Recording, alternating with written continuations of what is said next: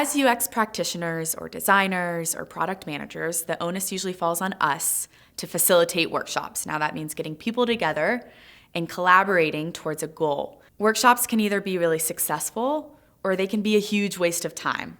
What are the 5 most common pitfalls when it comes to workshops? The first and the most common that I see is misaligned expectations and what the outcome of the workshop will be. So the problem is that everyone has different ideas of what you're trying to do.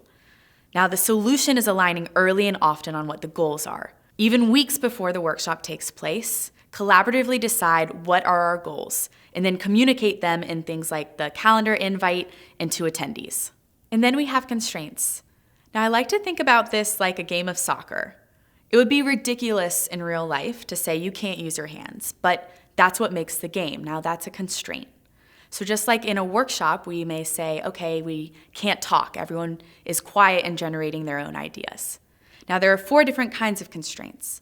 The first being how we're gonna engage. These are how we're gonna talk and collaborate together. The newer your team is to workshopping, the more human decency kind of things that you'll have to say, like no being on your phone and no interrupting others. The second is time. Just like a soccer game has 90 minutes, you wanna have a really firm time for your workshop. This is gonna make the time within it more productive. The third is an artifact.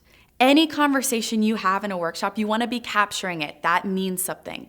That means that everyone has aligned and is ready to move forward.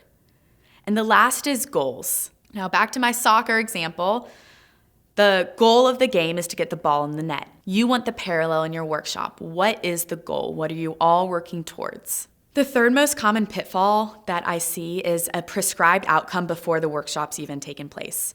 Now the problem there is usually a lack of research. It's a legacy, understanding, or assumption. Now the solution is to conduct research before the workshop and bring it in.